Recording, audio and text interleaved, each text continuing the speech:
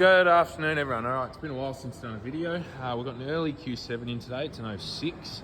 No start. Now, this car has a very long story. It had water in the ECU. It's got a second-hand ECU in there now, which is all well and good, pre-programmed, etc. But it's still a no start. Now, it's had a suction control valve, I can see down there, and I believe some other bits and pieces. I believe this car, it's got a real long story. Anyway, we'll continue with what we've got today. So, fault-wise, injector A and B group supply voltage faults. Now, the reason for that is because the ECU is not controlling injectors. Now, Audi, Volkswagen, the ECU will not fire the injectors if it doesn't see fuel pressure. So, first thing I checked was mechanical fuel pressure.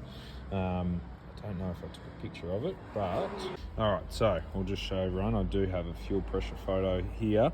As you can see, we have no fuel pressure whatsoever, and we've got about 300 bar requested, which makes sense. So the ECU is commanding fuel pressure. Now, from there, first thing I did was check our low pressure pump, which has already been out to access and everything. So it's all stripped down in there. We've got 8 amps on the low pressure pump that is working.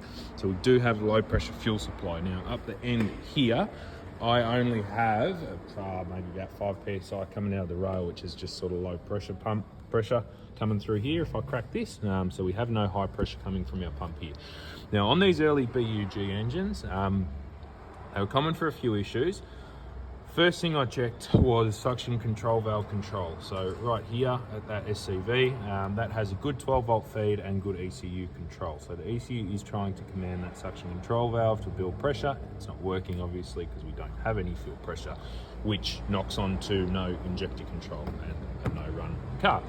Now from there, what happens with these is when they sit for a long time, or sit for a while, the timing will jump on them. The chain tensioners slip pressure and the timing will jump. Now, the way I go about checking that is through relative compression and intake exhaust pressure pulse waveforms, because what you get is you'll have a spike for one bank and then a dip for the other when your timing's off, obviously. And right here is indicative of that, where we have high timing marks, so we have high compression on a couple of cylinders and then it drops right down. And then we go back up to high compression and then it drops right down.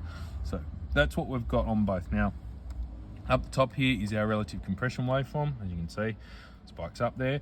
And then what I've got here is I've got an exhaust pressure waveform. So I've blocked off one side of the exhaust. So we've got all the exhaust pressure going through this sensor, or actually reading on this sensor.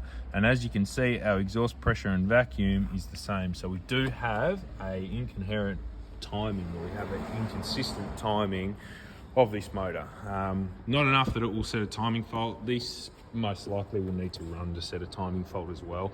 They're pretty basic, but it's enough for us to call that is what's causing our high pressure issue. Now, could have a buggered injector pump for all I know, but obviously without good engine timing, and I'll try and show here what it sounds like.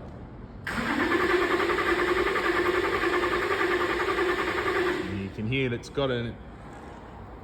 got that inconsistent cranking cadence as well. So from there, this is a mechanical issue and it'll go elsewhere to get that sorted. One of the few places that I work with for any kind of heavy mechanical stuff on these, but that's enough for us to confirm that it is not an electrical issue. I have no other faults. The vehicle is not immobilized. Injector control isn't there because fuel pressure isn't there. Fuel pressure isn't there, most likely because of a physical timing issue with this vehicle.